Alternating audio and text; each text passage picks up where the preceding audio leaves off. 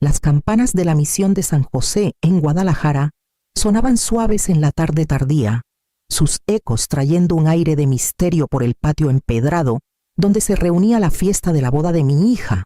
Yo estaba detrás de ella, alisando el encaje de su velo con cuidado, sin jalar demasiado fuerte. Lucía radiante de blanco, con las mejillas sonrosadas y los ojos brillando de pura emoción. Por un ratito, me permití creer que todos esos años de batallar y apretar el cinturón habían valido la pena, que este era el premio, una fiesta de amor y de estabilidad para ella. Pero entonces oí su voz. El tono de Gabriel era bajito, solo para su padrino al fondo del salón, pero las palabras se colaron por el aire como si me las hubiera escupido en la cara. Esa vieja va a arruinarlo todo. ¿Por qué se empeña en estar aquí?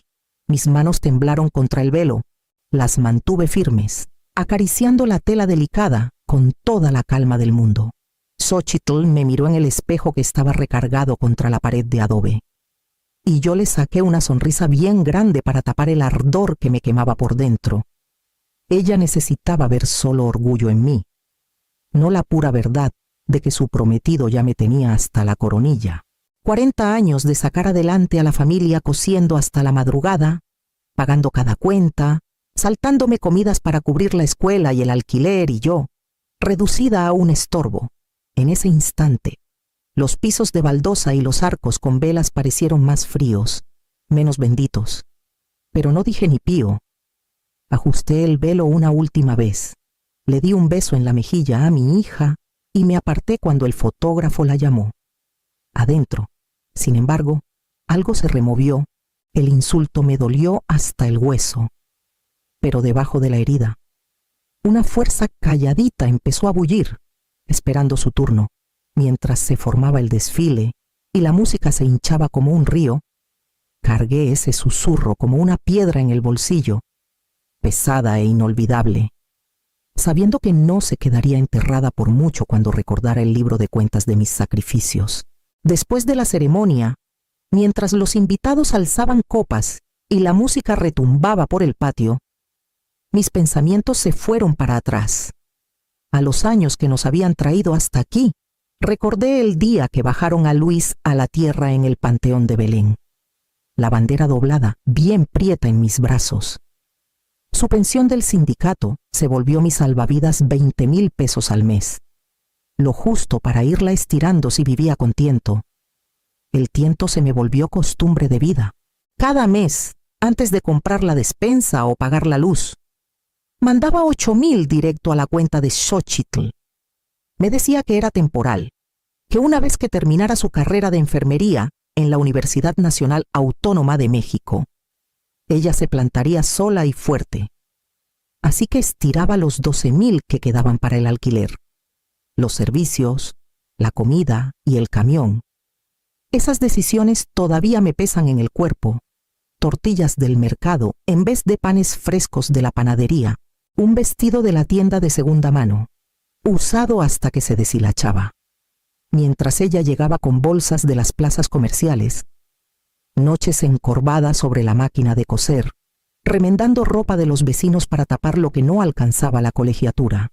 Mis ojos ardían de tanto forzarlos, pero el ruido de la máquina se volvió como una oración, una puntada más, un peso más para su porvenir. Recuerdo el día que firmé el cheque para el enganche del departamento cerca del Paseo de la Reforma. La pluma del agente inmobiliario se sentía como plomo en mi mano, pero el orgullo en los ojos de Xóchitl lo aligeró todo. Después, cuando Gabriel perdió su trabajo y juró que necesitaba recertificarse, saqué de mis ahorros para pagar sus cursos de paramédico. Me convencí de que era una inversión en su estabilidad. Cargaba todos esos sacrificios como renglones en un libro de cuentas que solo yo leía, columnas de pesos canjeados por oportunidades, filas de horas trocadas por seguridad. El orgullo llenaba algunas páginas, pero el cansancio las demás. Y en la quietud de la recepción, con las palabras de Gabriel todavía zumbando en mi cabeza, entendí lo invisible que se había vuelto ese libro. Junté las manos en el regazo y dejé que la música ahogara el dolor. Mi sonrisa se mantuvo por las apariencias, pero por dentro sumaba deudas, dándome cuenta de que cada cuenta tiene su límite. Y la mía se acercaba al saldo final mientras se aproximaba el primer domingo después de la boda. El domingo, después de la boda, me levanté temprano como siempre. La rutina me llevó a la cocina, donde doré la carne despacito, dejando que la cebolla y el ajo llenaran las piecitas con un calor que olía a casa. Mi olla de hierro colado burbujeaba, y removí el guisado de res como si nada hubiera cambiado. Pero algo adentro se me revolvía inquieto. El susurro de Gabriel en la misión todavía se me pegaba como espinas de nopal. Puse las tortillas en el comal, viéndolas inflarse, y me pregunté por qué mis manos seguían trabajando si mi corazón ya no quería darles de comer. Hacia el mediodía, llegaron Xochitl y Gabriel, con voces alegres y esa chispa de recién casados. Ella me dio un beso en la mejilla. Él asintió, como si entrara a un restaurante donde el servicio es de ley. Dejaron las bolsas cerca de la mesa, esperando que yo pusiera los platos como todos los domingos desde que ella era chiquita. Apagué la estufa. La olla siseó en protesta. El vapor subiendo en el silencio. Me limpié las manos en el mandil y solté las palabras antes de que el miedo me las tragara. ¿Pueden comprar comida en el camino de regreso? El aire se congeló. Xochitl parpadeó. Su sonrisa se le torció. Gabriel alzó las cejas. Medio divertido, medio molesto. Nadie dijo nada. Solo se oía el tic-tac del reloj de la cocina y el crujido suave de las tortillas enfriándose. Sentí mi propia sorpresa por lo que se me había escapado de los labios. Después de décadas de sí a la colegiatura, sí al alquiler, sí a las comidas, este era el primer no. Cayó pesado en la habitación, como una piedra en agua quieta. Y aunque mi corazón latía a 1000, no lo recogí. Colgué el mandil en su clavo y me senté, ya pensando en qué más podía deshacer antes de que empezara su luna de miel. Antes del amanecer, me senté a la mesa de la cocina. El brillo de la pantalla de mi teléfono reflejándose en las hojas de los geranios alineados en el alféizar.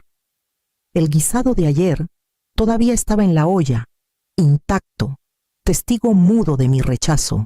Abrí la app del banco, con el corazón firme ahora, y bajé hasta la transferencia programada 50,000 pesos listos para salir de mi cuenta esa mañana, rumbo a una luna de miel en París.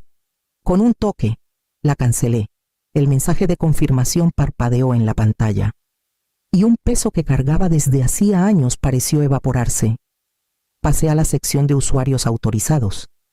2 nombres me miraban fijo, Xochitl López y Gabriel Herrera, mi hija y su marido, cada uno con una tarjeta que me había dicho era para emergencias. Oprimí el botón de congelar en ambas cuentas, sin que me temblara el dedo. Otro mensaje confirmó la acción. Por primera vez en décadas, cada peso de mi pensión y ahorro se sentía solo mío. El sol salió despacio, tiñendo el cielo de naranja pálido. Me serví café, lo endulcé a mi gusto y lo tomé en silencio, oyendo el zumbido lejano de los grillos. Pensé en Luis y en su advertencia de no dejar que la comodidad se convirtiera en carga. Lo había ignorado demasiado, pero ahora su voz se sentía cerca, afianzando mi decisión. Al otro lado de la ciudad, en el Aeropuerto Internacional de la Ciudad de México, Xochitl y Gabriel arrastraban sus maletas al mostrador, con pasaportes en mano y sueños de París en la lengua. La empleada pasó sus boletos, frunció el ceño y lo intentó de nuevo. La voz de Gabriel se alzó filosa.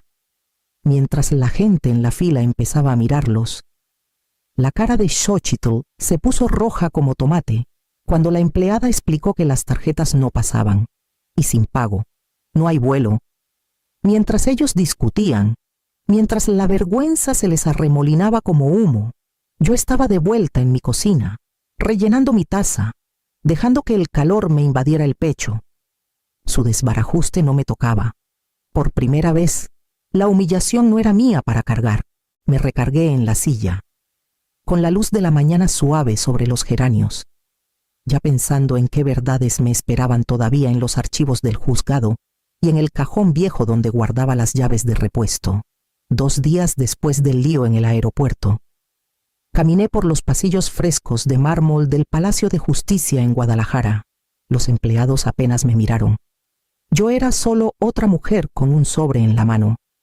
Los zapatos sonando suaves contra el piso lustrado, pero en mi pecho el latido era firme, casi orgulloso. En la oficina de registros pedí una copia de la escritura del departamento donde vivían Xóchitl y Gabriel. La empleada tecleó la dirección.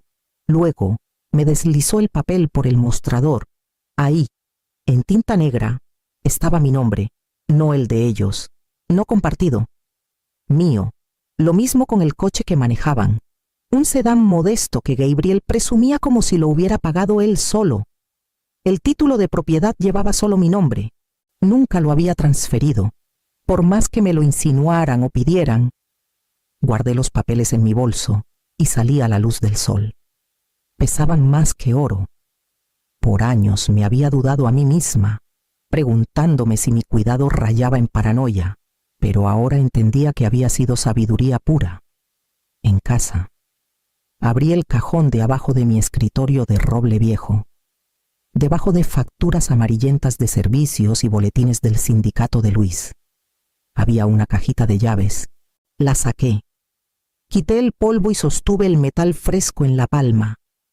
Las llaves de repuesto del departamento, del coche, hasta de un bodega que Xóchitl ni recordaba que estaba a mi nombre.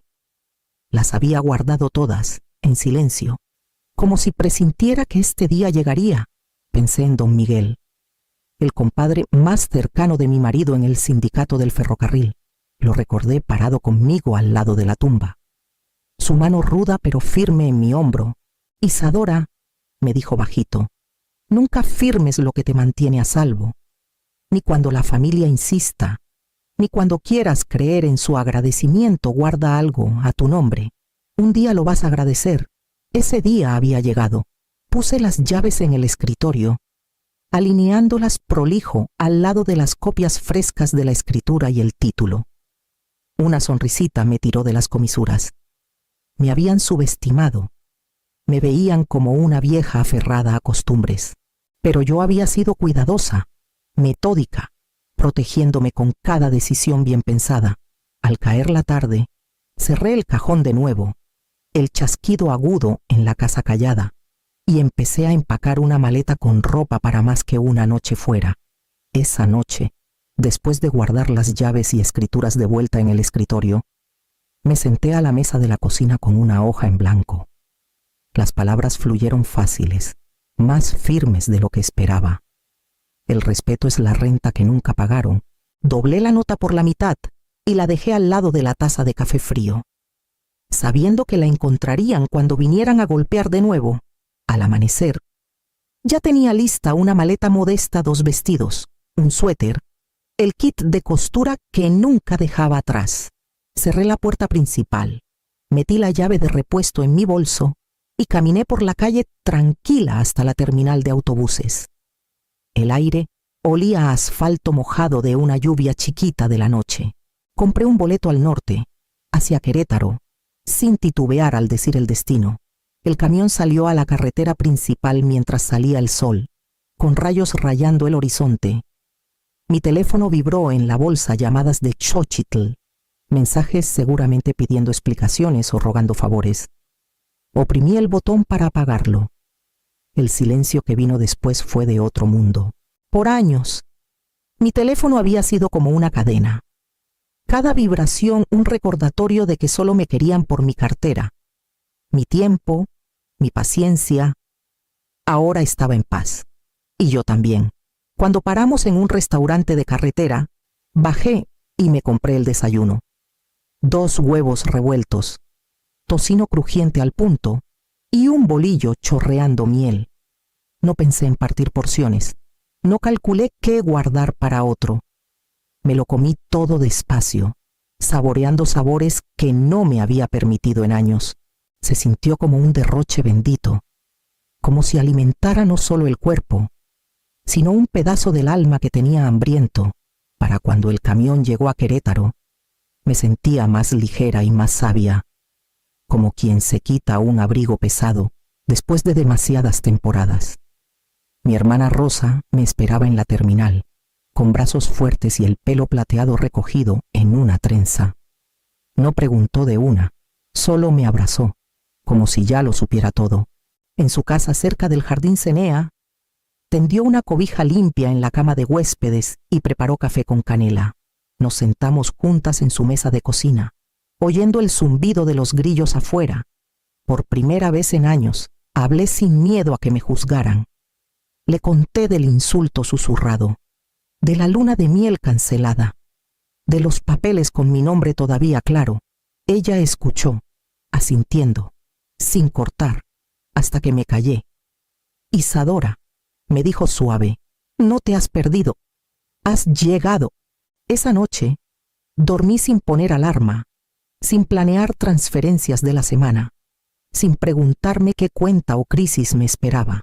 Mis sueños fueron suaves, no revueltos, y cuando desperté a la mañana siguiente con el sol derramándose sobre la cobija, supe que había cruzado a otra vida, una donde las consecuencias de mi ausencia apenas empezaban a llegar a Guadalajara.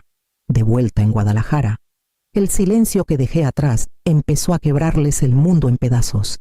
Primero llegó el aviso de renta, naranja chillón pegado en la puerta del departamento. Xochitl llamó al casero con voz temblorosa, jurando que el dinero llegaría pronto, pero nunca lo hizo, en semanas. El coche se lo llevaron también, remolcado en la noche por el banco que todavía tenía el gravamen a mi nombre. Gabriel empeñó su reloj, el que presumía con orgullo en la boda, y volvió con menos de lo justo para la despensa. Las compañeras de Xochitl murmuraban cuando pedía prestado para el camión, y la vergüenza se le pegaba como un uniforme extra. En la parroquia, las lenguas chismeaban más que las campanas. Todos sabían que la luna de miel se había desinflado antes de empezar. La historia corrió más rápido que la verdad que la mamá de la novia había cerrado su bolsa y su paciencia. Me imaginaba sus caras cuando los vecinos ofrecían lástima en vez de envidia, los hombros de Gabriel tiesos de coraje, los ojos de Xochitl esquivando a las amigas que preguntaban de más. La desesperación y la vergüenza habían reemplazado la soberbia fácil que cargaban a mis espaldas por años. Mientras tanto, yo caminaba cada mañana con Rosa por el río Santiago. El aire olía a cedro y agua. Los corredores nos pasaban con un saludo, y dejaba que el paso de mis pies se acompasara con la fuerza callada que crecía adentro. Hablábamos de cositas su jardín, recetas que queríamos probar sin prisas, sin el peso de exigencias. Por las noches, nos sentábamos en su porche viendo los murciélagos salir de debajo del puente, miles de alas contra el crepúsculo. Por primera vez en décadas, me sentía parte de la noche en vez de ajena a ella. Mi ausencia estaba remoldando Guadalajara de formas que no necesitaba ver de cerca. Su desmoronamiento era de ellos, para sufrir. Mientras yo aprendía qué significaba volver a ser una entera, mientras me servía otra taza de café en el porche de Rosa, empecé a bosquejar en mi mente los nuevos términos en que un día podría dejar que Xochitl volviera a mi vida. Una tarde, mientras Rosa preparaba té, me senté a su escritorio con una hoja rayada y empecé a escribir. Las palabras vinieron lentas al principio, luego cobraron fuerza, como agua rompiendo una represa. Xochitl, empecé. Si quieres que esté en tu vida, será en mis términos. De hoy en adelante nada de transferencias automáticas de mi pensión, nada de tarjetas de emergencia a su nombre. Las visitas solo cuando yo invite, no como costumbre esperada. Y sobre todo, el respeto se muestra en palabras y en hechos. Sin esto, ¿no hay relación entre nosotras? Doblé la carta, la metí en un sobre y la mandé a la mañana siguiente antes de caminar por el río. El aire se sentía más liviano, como si escribir hubiera despejado el camino adelante. Días después, Xochitl llamó. Su voz estaba ronca de tanto llorar, cada palabra un ruego. Aunque evitó mencionar las reglas de frente, la voz de Gabriel cortó del fondo, aguda de maldiciones, echándome la culpa por humillarlos, por romper lo que él llamaba la unión familiar. Pero el equilibrio había cambiado. Su enojo ya no me llegaba. Las reglas no eran una sugerencia, y no me iba a dejar convencer para rendirme. Rosa me vio colgar el teléfono y asintió. «Has trazado la raya, hermana. Ahora es de ellos, cruzarla o no». Esa noche, dormí más profundo que en años. Por primera vez, mi futuro no se sentía como un río sin fin de obligaciones. Era un camino que yo elegía, y ellos tendrían que decidir si lo andaban conmigo o se quedaban atrás. La semana siguiente, la prueba de su elección llegó a mi puerta de una forma que no esperaba. A mediados del verano, el calor en Guadalajara apretaba pesado en cada calle, de ese que encoge las hojas y hasta frena a las palomas en la plaza. Xóchitl me llamó una tarde, con voz más firme de lo que había oído en meses. Me invitó a cenar a su departamento, asegurándome que sería sencillo, pero pagado con su propio sueldo. Dudé, luego dije que sí. Cuando llegué, la mesa estaba puesta con platos desparejados y un olorcito a arroz con pollo llenaba la cocinita chica. Xóchitl se movía nerviosa, alisándose el vestido, y al fin se sentó enfrente. Juntó las manos y preguntó bajito: «¿Cómo estás, mamá?». La pregunta me sorprendió más que la comida. En todos estos años había pedido ayuda de 1000 formas, pero nunca por mí. La comida era simple, pero cada bocado sabía a su esfuerzo. Y me permití sonreírle de una manera que no hacía desde antes de la boda. Una semana después, oí martillazos afuera de mi casita. Cuando salí, encontré a Gabriel en camiseta, sudando a chorros por la espalda mientras arreglaba la cerca que se caía. No levantó la vista de inmediato.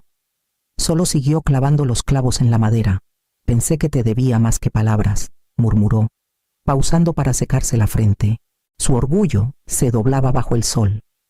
Pero por una vez era su trabajo, no mi sacrificio, el que llenaba el silencio entre nosotros. Me quedé en el porche, con brazos cruzados, dejando que el sonido del martillo y el clavo reemplazara las disculpas huecas de que ya estaba harta. Por primera vez, empecé a creer que el cambio podía ser real, no con promesas, sino con pruebas. Para fines de agosto, ya empezaba a imaginar cómo sería la paz en mi propia casa de nuevo. Las rosas a lo largo de la cerca de mi patio trasero estaban en todo su esplendor, sus pétalos atrapando el sol de finales de verano como llamitas. Adentro de la casita, sobre mi escritorio, colgaba enmarcada la escritura de la casa y el título del coche. 2 papeles que antes pesaban como yugos, ahora eran recordatorios de lo que había recuperado. Con el dinero de la pensión, ya no chorreando en pedidos sin fin. Por fin agendé las visitas al doctor, que había pospuesto por años. Me compré una máquina de coser nueva y robusta, su zumbido firme y placentero. Ya no una herramienta de sacrificio, sino de puro gusto. Cuando Rosa sugirió un viaje a San Miguel de Allende para ver los senderos de flores silvestres, pagué sin pensarlo 2 veces. Caminamos entre bugambilias y cempasúchil, riéndonos como chavas que nunca les enseñaron a medir la alegría contra el costo. Xóchitl empezó a visitarme cada miércoles por la tarde. Traía comidas caseras o bolsas de despensa que ella misma pagaba. Ya no llegaba con exigencias escondidas en su sonrisa, solo con cuentos del trabajo, detallitos de cariño y la humildad de quien ha aprendido el peso de sus decisiones. Gabriel venía menos, pero cuando lo hacía, se portaba con un respeto más callado, sus palabras sin la fanfarronería de antes. Puse mi taza de café en la baranda del porche, viendo cómo la luz del sol se deslizaba por el patio. La casa se sentía distinta ahora. No solo un lugar que mantenía para otros, sino un rincón que me cobijaba a mí primero. Me había esfumado de su control. Sí, pero en el proceso me había reencontrado a mí misma, entera e inquebrantable. Si desaparecer me devolvió la dignidad, que nunca más dejaré que nadie me robe,